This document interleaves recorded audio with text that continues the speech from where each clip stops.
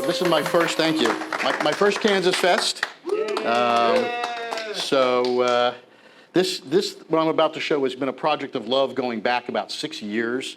I started this way back when, and I got a new job, so I put it on hold, and then I started doing it during COVID, and did several FPGA implementations, and of course, FPGAs went non-available, and non-available, and non-available, and eventually I found the Pico RP2040s, and decided to pick it up again, and that's what led to where we are today. So I'm just going to kind of click down here. Why all-in-one? So basically, this is a flux copier, and if you're familiar with the applesauce FDC, it's very similar. We go out and look at the actual individual flux timings on the disk, bring those in, analyze those, create an image out of it, and that can be a copy-protected image, it can be a regular image, it doesn't really matter. So it'll be able to play back emulated, copy-protected emulated stuff. It's all in one. But at the same time, I didn't want people to give up their floppy drives. So I created an opportunity to be able to literally keep your floppy drives attached, put this underneath or on top, and pass through your drives, emulate, or rip, all in one spot. And it's all going to be from a web interface. I don't have the web interface available today to show, but it'll all eventually be from a web interface. And you'll literally be able to store your entire Apple II software collection, the manuals, everything, all on the one device. So kind of makes it nice. Got a couple capabilities. You can rip and emulate virtually any disk. You can write back to new disks. Have a thing called a boot rip mode, which is there are two versions of that. I'll go into that a little bit later. And then again, all your software is in one place.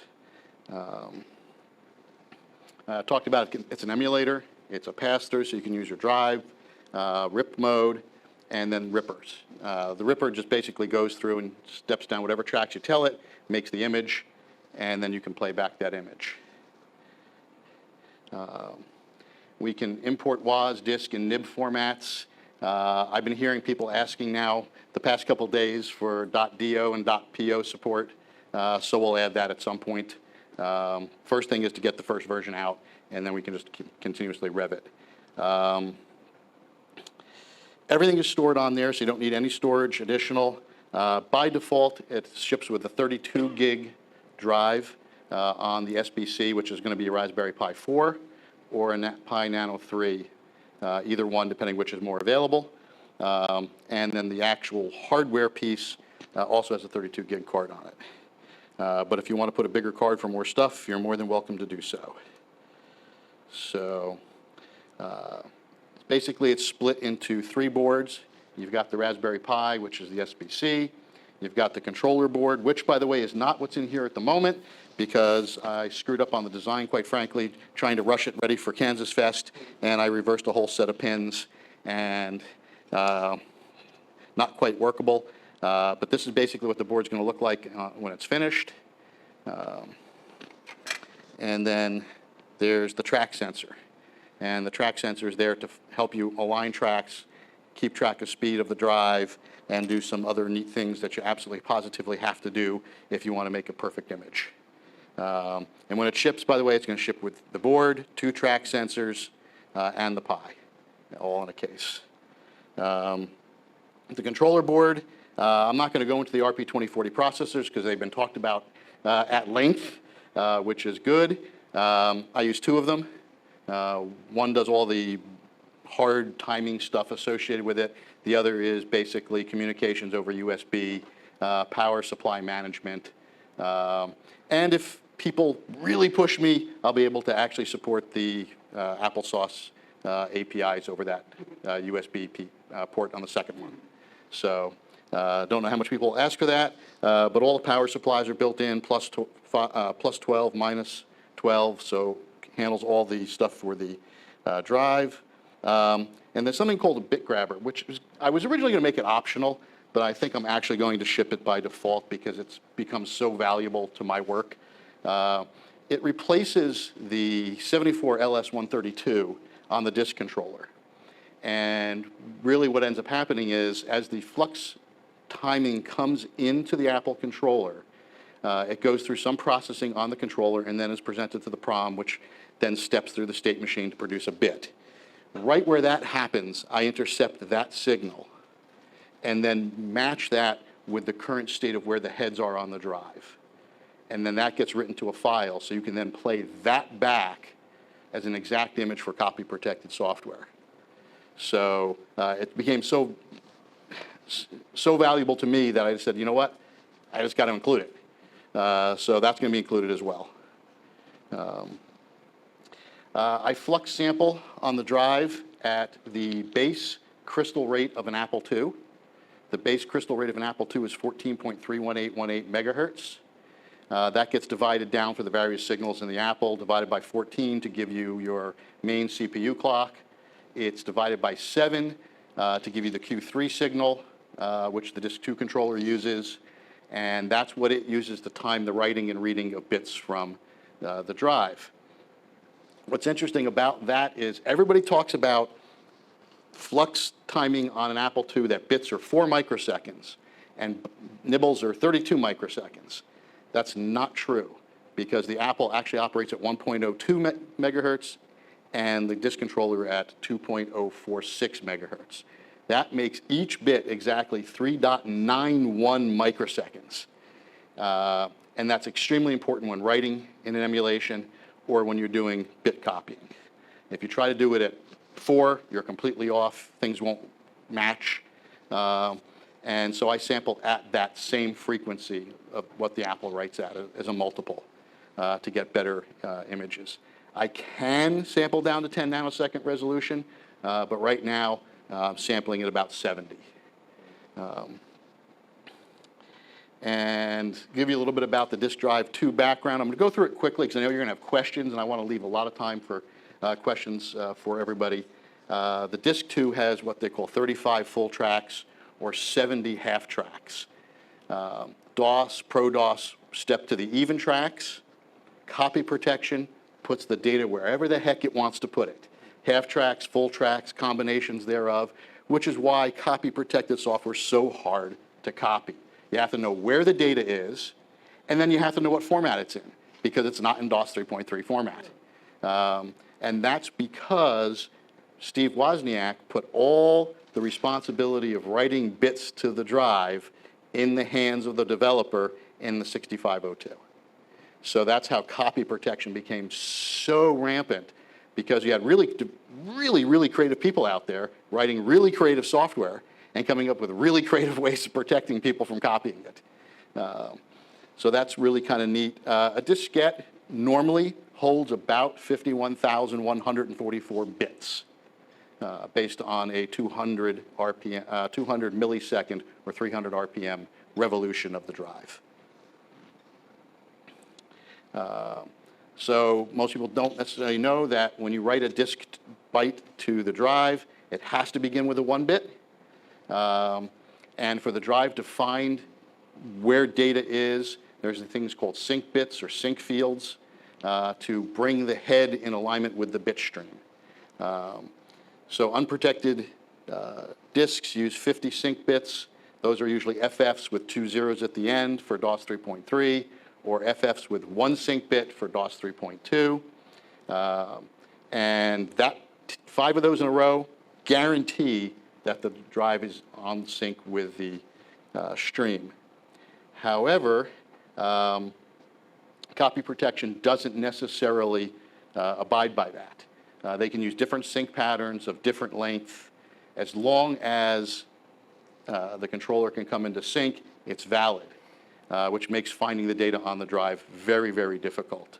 I already talked about the 3.91 microseconds, so we don't need to talk about that. Copy protection, we're talking about that a little bit already. The software sync field pattern is really important, because on some copy protected diskettes like Sirius Software, what they literally do is they put out a sync field, a very short sync field, and then one gigantic sector on the drive, because they encode it differently. So you can't start anywhere and just read that data. You actually have to find and sync on the sync pattern. So you have to read the track multiple times to get an image. And there's all sorts of things. Software can write extra zeros at the end of bytes in the middle of tracks, and the disk controller won't really see them. by default, but copy protection can actually check for those existence of zeros, and if they're not there, your copy protection fails, the software won't work. Another big thing is synchronized tracks, where you start reading a copy protected disk, it reads a track, let's say track 0, then it steps to track 1, and it starts reading. It knows what sector should come next. And if that's not the sector that comes next, within a certain number of bytes, it knows it's a copy and won't boot. So the track sensor allows the software to align the tracks always to keep that synchronization between tracks. So it defeats that. Slip bits were kind of an interesting copy protection scheme. That's where they would write E7 or EA bytes in the middle of a data field. And I think Swashbuckler actually, I think, used that copy protection scheme. And it'll be reading along in the middle of a sector. The software will reset the disk controller and then restart reading. And that reinforces the alignment of the sync pattern and the data stream, and that's the valid data. So it's really hard for software programs to know that and be able to reproduce that. The hardware, it's just another bit. It doesn't really care. So it finds that pretty easily. ProLock. This is the one I hate the most out of every copy protection scheme out there. It's a really bad idea, and especially now that media is getting old. They burn pieces of the magnetic material away, right? Which now you've compromised the surface of your media.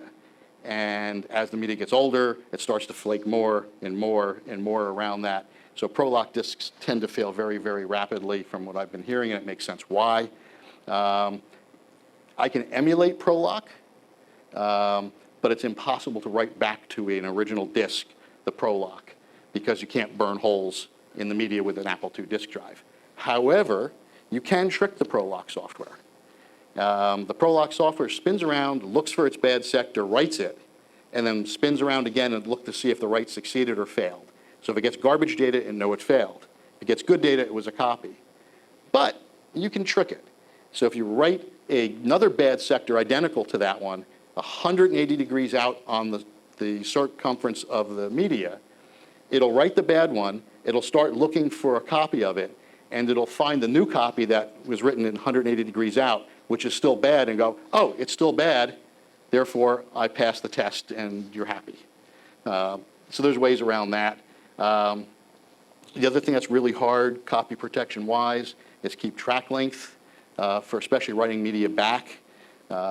Every drive operates at a slightly different speed, so therefore creating an exact count of nibbles on a particular disk is really hard. It may take 6, 7, 8 passes to have that work. For the digital image and emulation, that's not a problem whatsoever. We always keep the track length. So that's defeated there as well. And the other way that's kind of interesting is, and DataMost was kind of guilty of this, they slowed down the drive when they wrote their images. So much so that they actually stick an entire extra sector on every track. Now, of course, if you try to write, let's say, 6,700 bytes approximately, it's actually 6,664 bytes or something like that. On a regular drive, you'll overwrite the beginning of the track that you just wrote. Therefore, you can't do it. So the only way to copy a disk like that ordinarily with like Copy 2+ is you have to slow down that destination drive so you could fit the data. You don't have to do that with my board. My board will automatically adjust the timing of the bits as it writes them to keep that track length and give you a perfect written image as well as an emulated image. And then we start getting into the interesting topic. Who here has heard of weak bits on your software? A number of people. It's a protection mechanism that when you read a bit, sometimes it'll read as a 1, sometimes it'll read as a 0. And they're hard to reproduce, especially on an Apple II drive. And what happens is the software goes out and looks for that. It'll read the track 3, 4, 5, 6 times, and that particular sector should read differently at least one of those times. And if it doesn't, it knows it's a copy, and therefore the copy protection fails. So we can detect the weak bits and emulate them. But there's two ways that weak bits got created in the Apple II. And it has to do with an oddity in the disk controller card. Woz was a great guy, super genius, and he just 2 prom changes and you got 35% more storage on your disk from 3.2 to 3.3. He could have gone a little bit further. So what happens when you can only write 2 zeros in a row on a floppy? Everybody's heard that if they know anything about copy protection or how DOS does its stuff. You can only have 2 consecutive 0 bits. And that's because the hardware can't reliably read more than 2 consecutive 0 bits. Well, it turns out that the drive and all the electronics up to the point of the prom that does the state machine checking for 0 bits or 1 bits actually can read many, many, many zeros in a row with no problem whatsoever.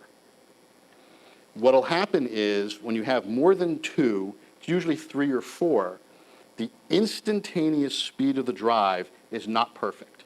It's not 200 milliseconds divided by whatever to give you that instantaneous speed. It can be off by as much as 10%. So if I'm going to round this up to 4 just for ease of math here. If a bit takes 4 microseconds to write and you write 4 0 bits in a row and then a 1 bit in a row, it sounds easy. When you read that back, however, that's not 20 microseconds, right?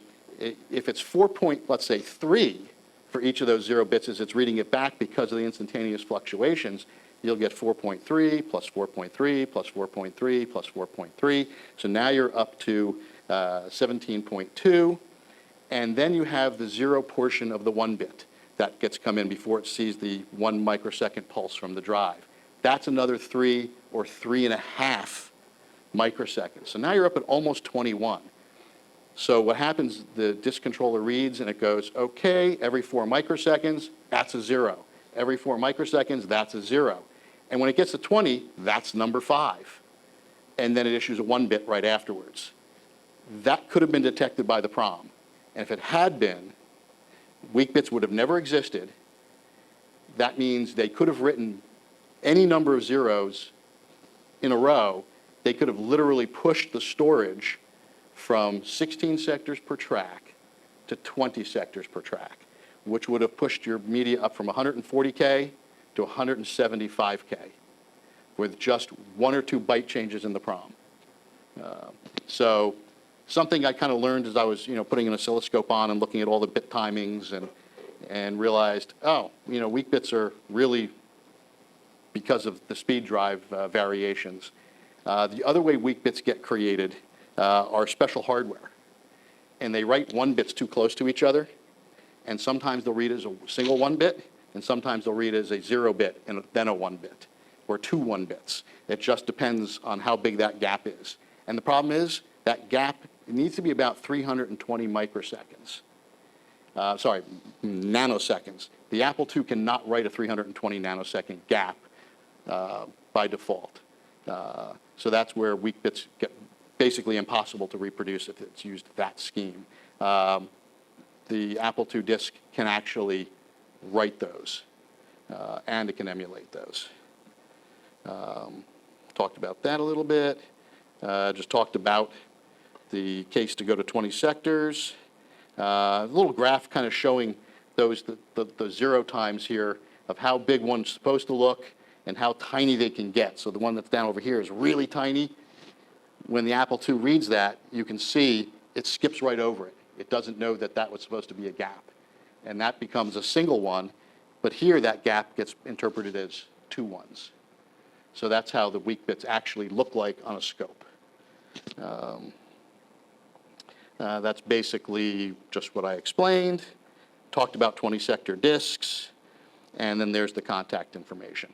So what I want to do is just demo the board in operation here.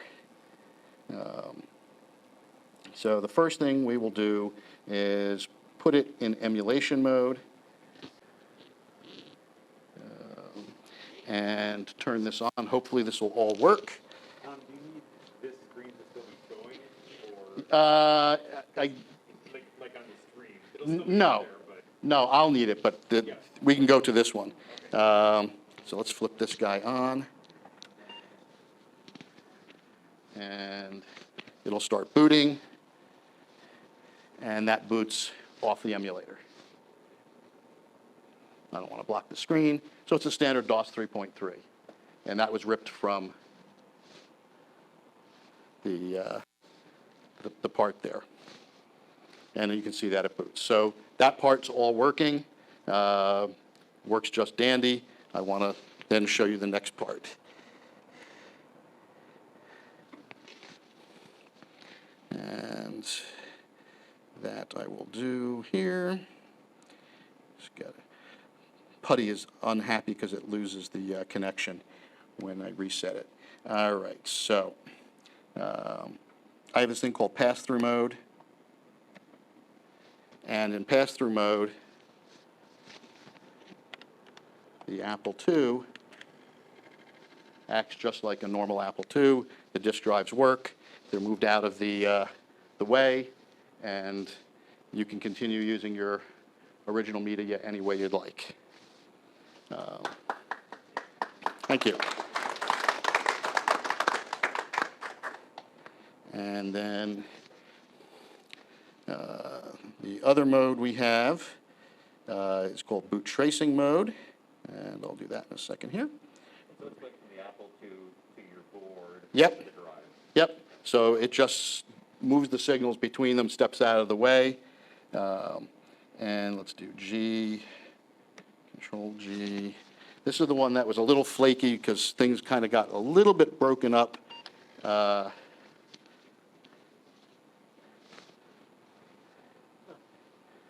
So it actually tracked all the head movements and said, okay, now I know where all the data is. And you'll notice that this particular copy protection uses half tracks. So now you've got a complete list of where they are.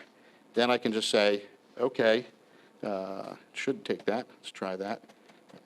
Did I lose my, I lost my, there we go. So it added it.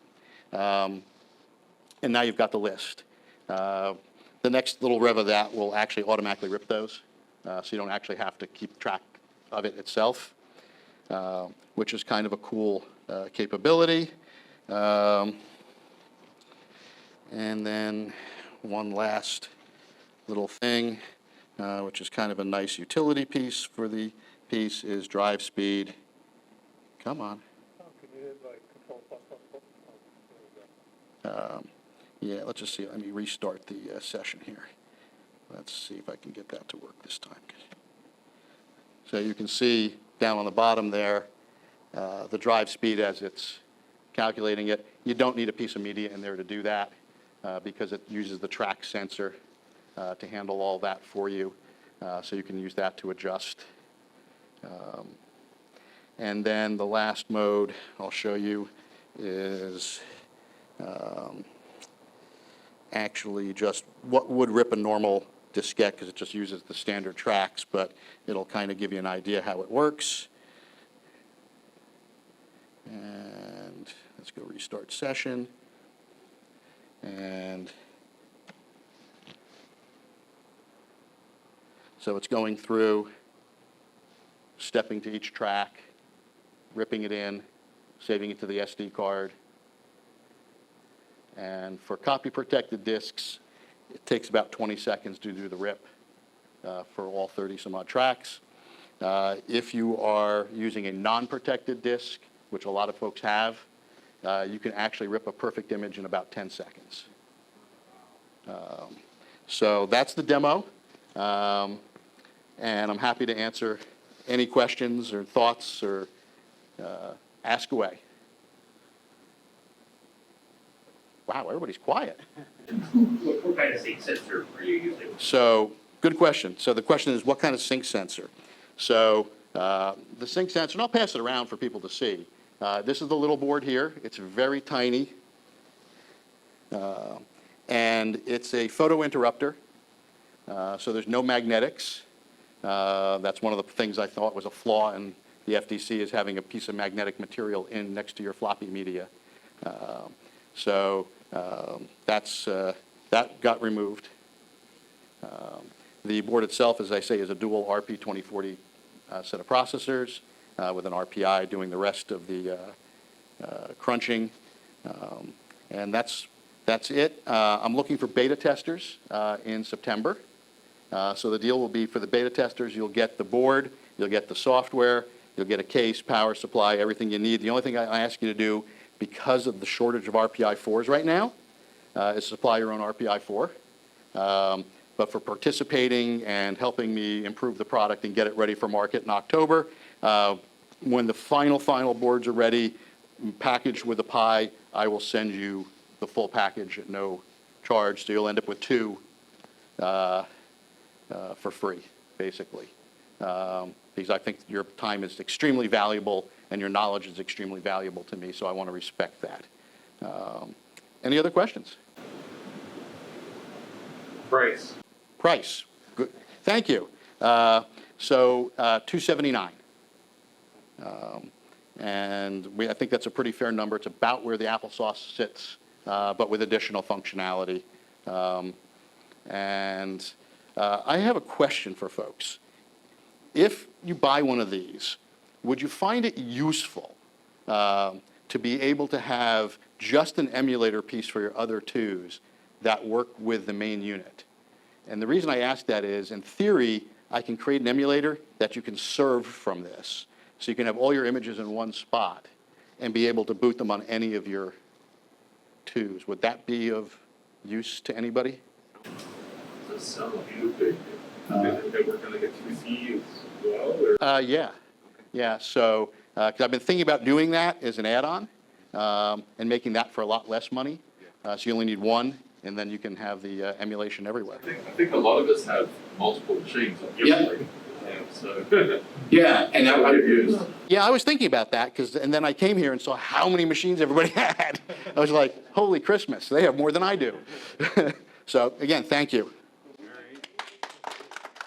For those who watched the video very quickly, I'll just kind of recap. Basically, it's an all-in-one copier, ripper, stream ripper, emulator, image server, everything you could possibly imagine you want to do with a box on an Apple II as far as floppies, it does.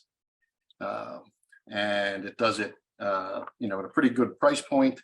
I am offering a discount to KansasFest, and those who back me on Kickstarter, it's ordinarily gonna be like $279, but I'm gonna do it for $199.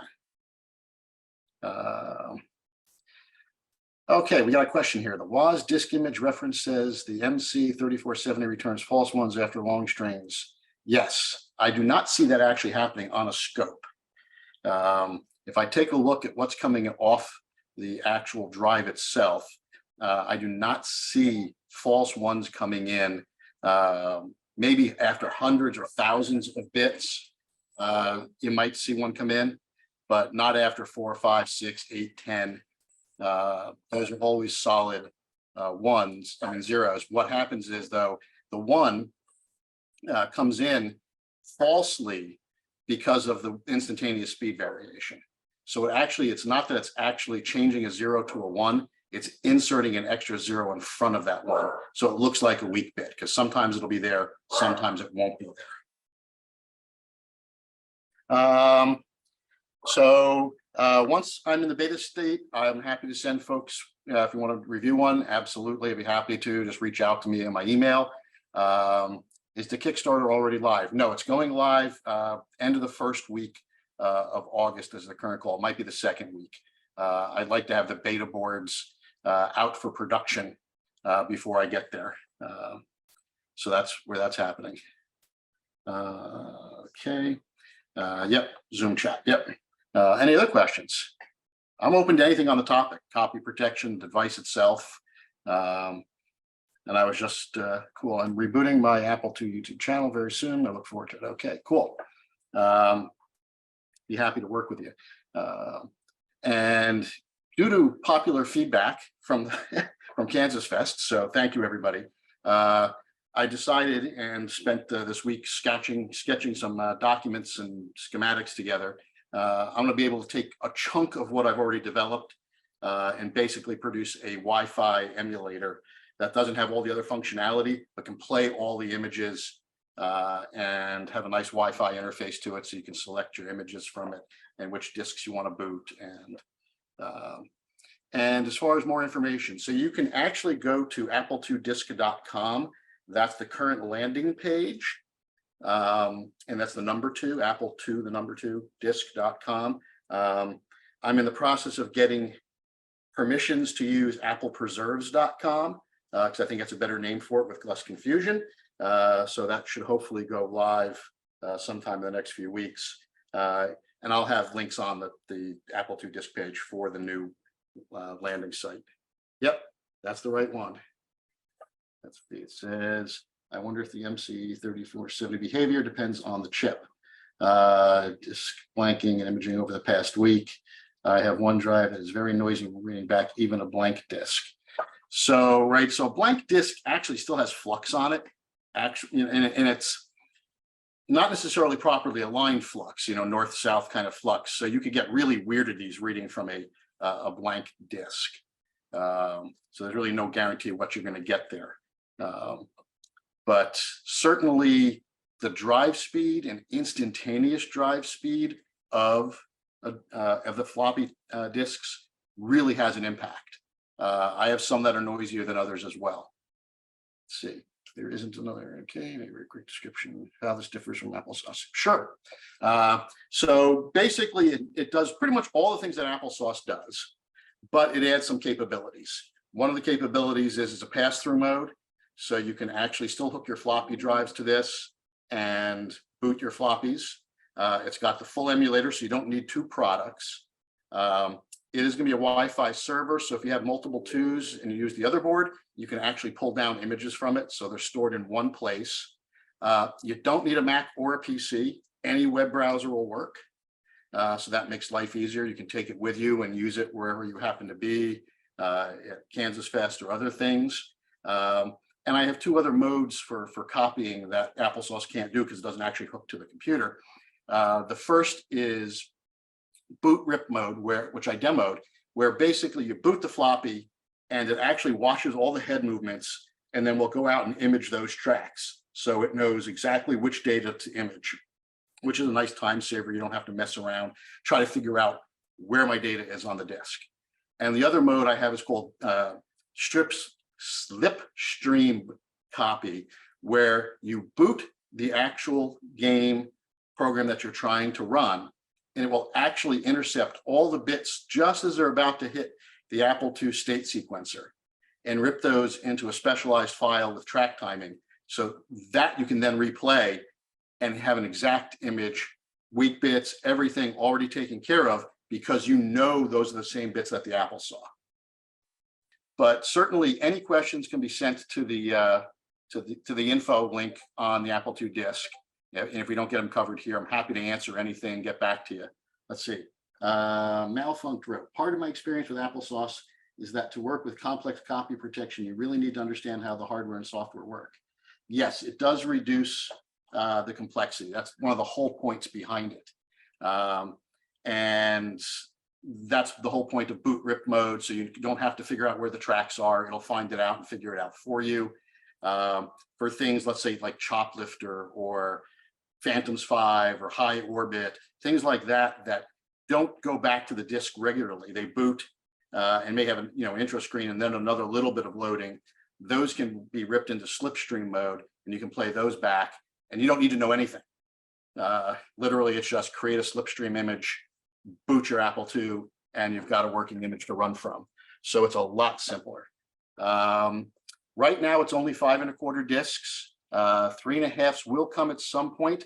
I don't happen to have one of the 3 1/2 that's not a smart port. So if somebody does have one, I'd be happy to work with you. The hardware itself can support it physically. I just don't have those lines being brought out to the connectors.